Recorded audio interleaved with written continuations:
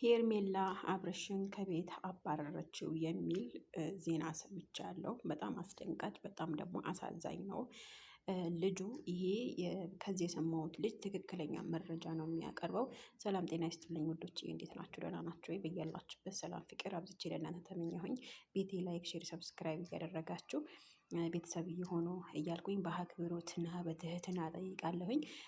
በዛሬው ዕለት ደግሞ አብርሽና ሄርሜላ አብርሽ ከቤት አባረራቸው የሚል ነገር ሰምቻለሁ። ነገር ውሸት ነው። ምክንያቱም የትላንትና ቪዲዮ ዝም ብላችሁ አቀነባብራችሁ እና ሄርሜላ ከቤት እንዳባረራቸው እና ደግሞ እሷና አብርሽ እንደተጣሉና ብዙ ነገር እያደረጋችሁ ነው ያላችሁት። ነገር ግን ያሰባችሁት አይሳካላችሁም። በእርግጠኝነት ሄርሜላ ተረታው አብርሽን ደግሞ ይቅርታ እንደሚያደርግ እንደምጠይቀው ተስፋ አደርጋለሁኝ።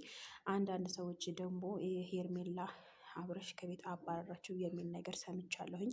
ነገር ግን ውሸት ነው። ይሄ መረጃ ውሸት ነው። ግን ይሄ ልጅ ትክክለኛ ነገር ነው የሚናገረው።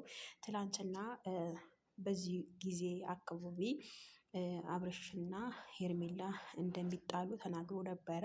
ያውም ሆነለት። ነገር ግን ይሄም ከአብርሃም ቤት እንዳላደረና ጓደኞቹ ጋር እንዳደረ ነው እየተናገረ ያለው። ነገር ግን ኢንሻአላህ እነሱ በሚለቁት ቪዲዮ ላይ እኛ ደግሞ እንጠብቃለን። ያልሆነ ነገር ሆነ ከምንል እነሱ የሚሰሩት ቪዲዮ እንጠብቃለን። ዛሬ ደግሞ አዲስ ነገር ጠብቁ። አብርሃም ምላሽ እንደሚሰጠን ተስፋ እናደርጋለን። ያው ለጊዜው ትዕግስት አድርጋችሁ ብትቆዩ የተሻለ ነው። ሄርሜላ አላባረራችሁም።